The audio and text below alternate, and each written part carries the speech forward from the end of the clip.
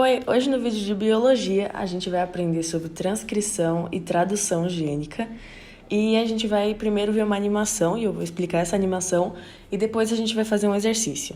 A primeira coisa que a gente consegue observar nessa animação é a célula, e ao entrar na célula a gente observa várias estruturas, mas a estrutura que a gente vai se aprofundar hoje é o núcleo. Ao entrar nesse núcleo, a gente consegue observar os cromossomos.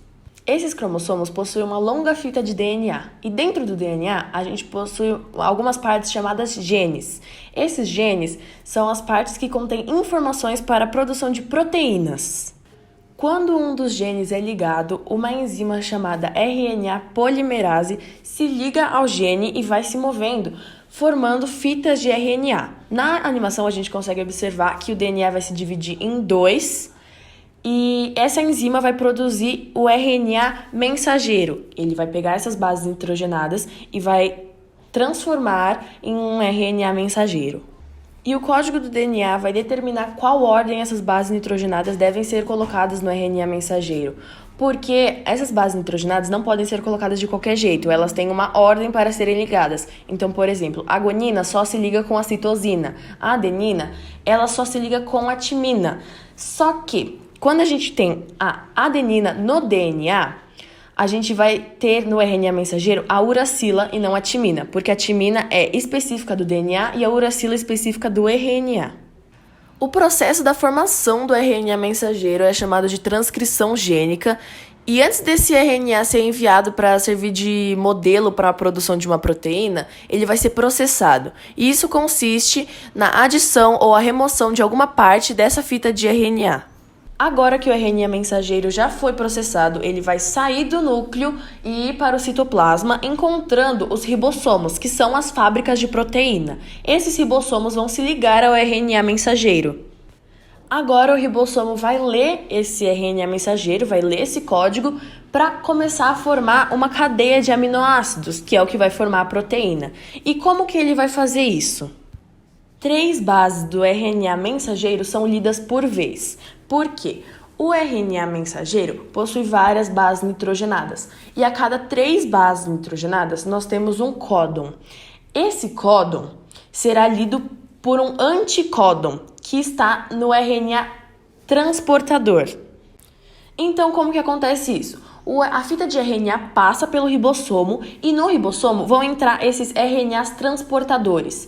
E esses RNAs transportadores, as bases nitrogenadas na ponta deles são chamadas de anticódons. Por quê? Esses anticódons vão se ligar aos códons da fita de RNA. Assim, os aminoácidos vão se ligando, formando uma cadeia de aminoácidos que formará a proteína.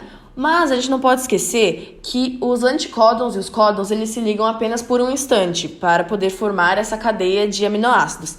Mas assim, já que os aminoácidos se ligarem, o RNA transportador vai ser livre novamente, ou seja, os anticódons e códons vão se soltar novamente. Agora, ao invés da animação, eu trouxe um desenho. Pode parecer um pouco confuso porque tem bastante coisa, mas eu vou tentar explicar e deixar o mais claro possível. Vamos começar observando uma coisa simples, o RNA mensageiro. A gente pode observar essa fita vermelha aqui, o RNA mensageiro, aqui ó, M de mensageiro. E o que eu falei que tá aqui, sobre os códons. Lembra quando eu falei que a cada 3 bases nitrogenadas a gente tem um códon? Então, eu dividi aqui e, obviamente, tem mais códons numa fita de RNA. Só que eu achei melhor colocar menos, até porque não ia caber e também para fazer exercício é mais fácil, né, com menos. Então, se esse aqui é o RNA mensageiro, vamos observar aqui o RNA transportador, ó, T de RNA transportador. Essa estrutura é a mesma que essa estrutura aqui, só que essa aqui já está posicionada aqui no ribossomo e vamos observar então o RNA transportador fora do ribossomo para a gente entender cada partezinha dessa estrutura. Aqui a gente pode observar o anticódon, que é o quê? Se aqui é o códon, esse é o anticódon, que é o que vai ligar aqui. Então, a gente pode observar que, por exemplo, aqui temos A, o G, e aí a gente vai ver o anticódon que liga com esse códon, que é o AC, entenderam? Então, um é o oposto do outro. Então, aqui nós temos o anticódon, na ponta que vai ligar com o códon, e na outra ponta nós temos os aminoácidos. Então, esse RNA transmissor vai encaixar aqui nesse próximo códon, e esse aminoácido que já está aqui, o primeiro aminoácido dessa cadeia de aminoácidos, vai ligar com esse segundo aminoácido. E o que a gente vai fazer nesse exercício? A gente vai descobrir quais são esses aminoácidos, porque sim, tem como a gente descobrir. E como que a gente vai fazer isso? A gente vai observar uma tabela. E essa tabela eu coloquei aqui só pra gente entender como ela funciona, mas ela é bem mais complexa e nem ia caber aqui. Então, eu vou disponibilizar as fotos que eu vou usar da tabela, vão estar aí na descrição o link. Então, vamos lá. Vamos começar observando o básico da tabela. Aqui a gente tem a primeira base do códon, segunda base do códon e terceira base do códon, que são essas aqui. Vamos pegar o códon 3 como exemplo. A primeira base do códon 3 é o G. Então, G a gente sabe que, ó, primeira base, a gente sabe que é uma dessas. Então, ó, G a gente sabe que vai ser aqui. Então, a gente sabe ainda que o códon 3 pode ser qualquer um dos que estejam aqui, ó. Qualquer um dos que estejam aqui. Só que agora a gente vai ver a segunda base do códon. A segunda base do códon 3 é o G. Então, a gente sabe que, ó, vai estar na última, aqui na última fileira. Só que em qual dessas colunas? Na G, né? Então, a gente sabe que vai estar neste aqui, porque aí é o encontro do G com o G, então sabe que vai estar aqui. Só que nesta tabela, na tabela de verdade, isso aqui é só um exemplo, tem 4 linhas, né, com os 4 nomes.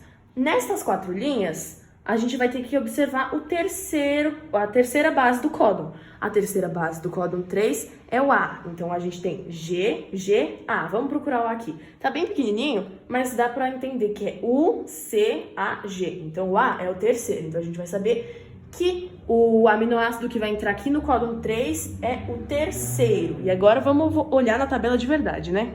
Agora que a gente já sabe como olhar a tabela, como encontrar qual é o aminoácido, a gente vai completar essa sequência de aminoácidos aqui desse RNA mensageiro.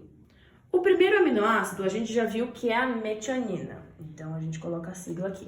O segundo aminoácido também já está ali, a gente sabe que é a fenilalanina.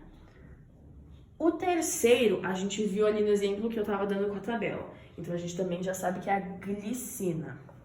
Mas os outros a gente não viu ainda na tabela. Só que eu vou colocar a imagem da tabela aí, vocês vão procurando comigo, porque se eu for fazer cada um, o vídeo vai ficar muito longo. Então, vão olhando aí na tabela e eu vou colocando.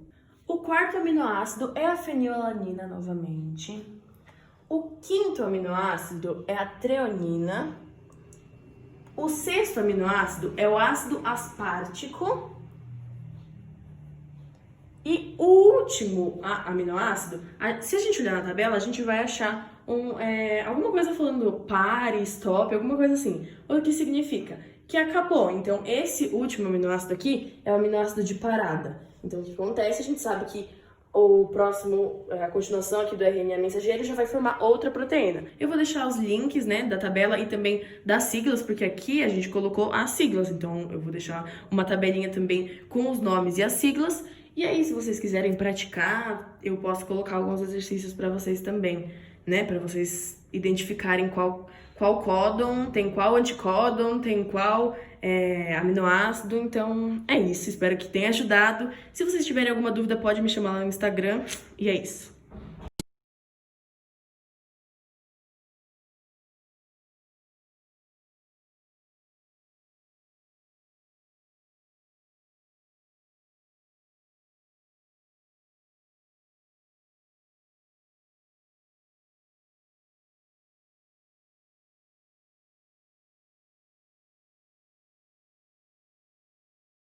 Foi esse o vídeo, espero que tenha ajudado vocês, espero que vocês não tenham mais nenhuma dúvida, que vocês tenham entendido o conteúdo. Se vocês ainda precisarem de mim, pode me chamar lá no Instagram.